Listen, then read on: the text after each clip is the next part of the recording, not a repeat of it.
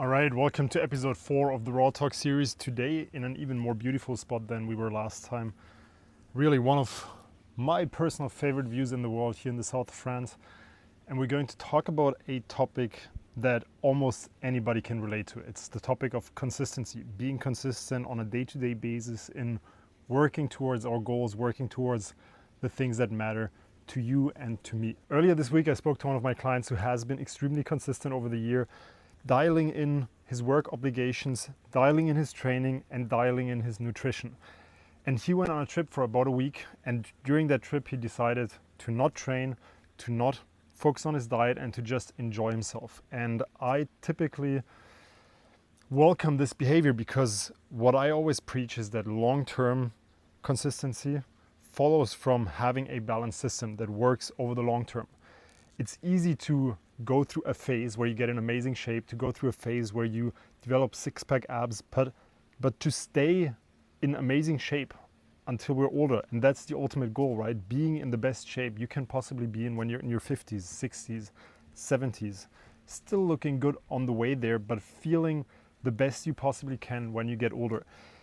And if that is the goal, if the goal is remaining consistent over the long term, then it needs to be a system that includes balance, that allows us to indulge here and there occasionally into the things that we enjoy. And there are a bunch of mosquitoes there, so if I kill one here or there in between, please excuse me. So if you go on a trip with your friends, with your family, and most of us know this feeling, if you've been consistent in something for a while and you're in a different environment for a few days, you're traveling with your friends, you're traveling with your family, it's going to be a lot harder to stay in that routine. You won't have your typical environment, you won't have access to the same foods, to the same gym, to the same day-to-day routines. It will all be a bit different, and so it's easy to fall off. And I say that something that I say to myself, but also to my clients, indulge in that. Do what you enjoy, have some fun during those days. But the important thing is getting back on track when we're back, because that's where long-term consistency comes into play. Having these moments off that we use to recharge, to regenerate, but also to motivate ourselves, to stay motivated, to be able to be on track.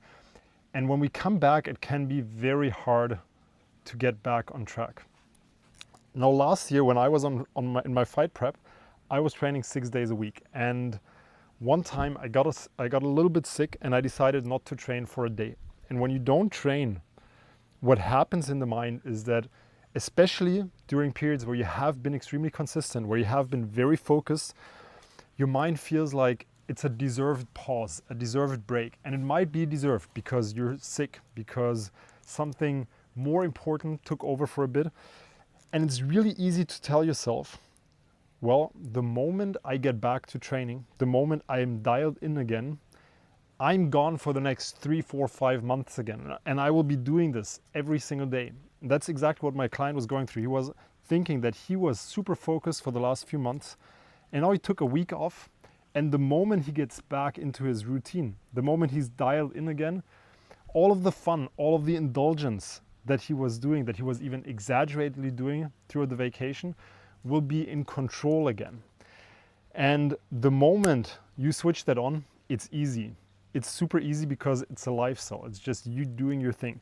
But getting back into that can be challenging because your subconscious mind is happy in this comfortable place of just enjoying itself, indulging in those nice meals, going out at night, partying, drinking, those kind of things. It's nice, it's comfortable, and it's fun.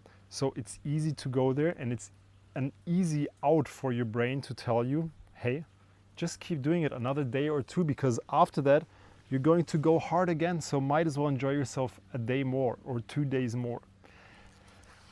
And as long as that is a conscious decision, a decision to stay off your routine, to stay off track for 2 days, to not work towards your goals for 2 more days, as long as it's conscious, it's always fine. Everything that you do consciously and because you want it is fine. But the problem is that most people don't do this consciously. Most people come home and they tell themselves, well, I didn't train for the last few days. I ate whatever I wanted the last few days. I know it wasn't good, but I already stopped training for a bit, so I might as well keep going. And the problem, if it's not conscious, is it will get exponentially harder to get back into your routine, to get back into training, to get back into being dialed in the longer you wait. So by staying off track, by staying off your routine for another 2, 3, 4, 5 days, that voice in your head that's telling you not to train, that's telling you to stay home, that's telling you, come on, it doesn't really matter, you already didn't train for a week, that voice gets stronger. And I'll use a different example here. When you don't train for a few days because you didn't feel great or you wanted a couple days off, the moment you keep that up, it's always going to be a battle in your mind. It's going to be your inner tempter, that voice that's telling you like, come on, let's take another day off before we get back on track. It's tempting you with comfort, which makes sense. Again, it's keeping you safe, it's keeping you comfortable, it's keeping you in that zone where you enjoy yourself. But that tempter is keeping you from pursuing your goals. It's keeping you from doing the things that you need to do in order to improve, in order to get closer to your goals. So being aware that there is this tempter in you that is tempting you with comfort, and that temptation is winning against the other part of you that actually wants to grow, that actually wants to work towards your goals, you have to make that battle conscious and understand this. That's what I tell myself. When that happens to me, I always have this discussion with myself. You will not give in to this voice randomly. This voice, this inner tempter, this inner narrator that's keeping you comfortable, that wants you to feel good, but it's making you feel good through comfort. It's not making you feel good through growth. The moment you listen to that voice, it's so hot out here, by the way, but worth it, totally worth it. The moment you listen to that voice wins, and your willpower to stick with your initial plan, to do the other thing, the thing that makes you grow long term, but that might not feel amazing in the moment, that voice gets a little smaller. And every time that inner tempter wins, it becomes stronger. Well, you already didn't train yesterday. What's one more day going to do? Right? And you know these words, you have heard them so many times. It's happening in there. It's this little voice that's tempting you with even more comfort, which makes no sense, because the longer you've been comfortable, the easier it should get to get out of your comfort zone. But that's just not how it works. So the more you listen to that voice, the more you comply with what the inner tempting voice tells you to do, the harder it's going to get back on your routine, the harder it's going to get back on your diet. Now, what's the solution to this? What I found for myself is that any win against that voice, no matter how small, is going to be a win. So rather than letting the voice get away with it, I will do a minimalist thing that still has me winning. So I didn't train yesterday, and today I really don't feel like training, and I don't have time, and that's something that you might relate to. It's another day of too much work. Like yesterday you were sick, today you're feeling relatively good again, but you've been working again for 15 hours, and it's maybe not the greatest thing to train again. Now you come home at 10 p.m. Should you really train? So listen to the voice. What is it saying? How much sense does it make when you think about it rationally? Well, I did work a lot, and I am not feeling great. That's actually good points. Now, what I can do in that situation is I can do a 20-minute home workout routine. That's my fallback plan, right? I can do 20 minutes of workout. I can always fit that in. I'll do that. 20 minutes, come on, you can do it. But what if you can't? What if it's so late? You come home, it's 11. You want to go sleep, and you should go sleeping. You didn't feel great yesterday. That's what the voice is going to tell you. You didn't feel great. Why are you forcing it? You're going to get sick, and then long term it's going to hurt you, because then you didn't train. You listen to these arguments and they all make sense, and that's why the inner tempter is so powerful. So what I do in this case, I have a fallback plan to my fallback plan. So I have a plan A, going to the gym, training, going to a kickboxing session, training hard. I have a plan B, do a 20-minute home workout routine on days where I cannot do the plan A. But I also have a plan C for days where I cannot even do plan B. Let's say I come home too late and I don't want to get my heart rate up because I want to go to sleep. I might not do a home workout, but instead I'll do a 12-minute hip stretching routine. This for me is my bare minimum, absolute non-negotiable. Doing a hip stretching routine. It takes me 12 minutes. It's almost meditative, so it brings my heart rate down. I can sleep even better after it, so there is no excuse. I can even do it when I'm sick. It doesn't require me any energy. It's just stretching. And that could be something like really small that just takes you 30 seconds. If you don't want to do a 12-minute hip mobility routine, find something even smaller.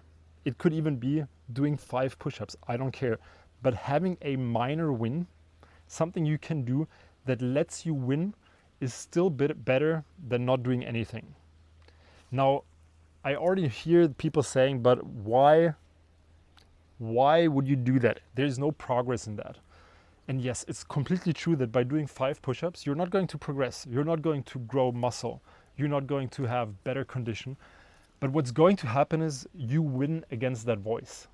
And that in and of itself is growth, because your willpower will get stronger every time you win. You stay in the momentum, you keep up the momentum, you stay in the mindset of being somebody who trains, of being somebody who sticks to his plan, of being somebody who listens to the voice that sticks to the plan. So you become someone who follows his own word. And by doing that again and again and again, that part of you becomes stronger. And that is the growth that matters. And it even matters more than the growth of the muscle for that one training session. Who cares about that in the big scheme of things? What matters is that you become a person that trusts its own word, that follows the long-term plan, and that can get back on that plan as fast as possible. So I notice I'm almost talking myself into rage here, because that's something that I struggled with for so long, and I had to devise this system. And because of how in society and in this personal development world, people always hate on the, oh, you shouldn't have a plan B, and either you stick to your plan or you're just a loser. Because of that, I always felt bad for doing it. But this is the way to do it long term, unless you're a fitness guy who can spend his entire day at the gym, unless that is your main priority in life. But if your main priority is having a career, having a family, doing something else, and fitness is just a means to an end, you need to have these fallback plans. That is the way to go. And with that, I'm going to end this video. If you're still here, you're an absolute G for watching this video. Hit the subscribe button. I'd actually really, truly appreciate that. I'm not just saying that. I have 93 subscribers as of this morning. Every time the notification bell pops up for a new subscriber, it really warms my heart, because it shows me that you guys enjoy my videos, that you guys are actually watching my videos and enjoying my content and benefiting from it. So that drives me to put out more content and share more from the things that I experience and how I solve these struggles in my own life. That said, see you in the next video.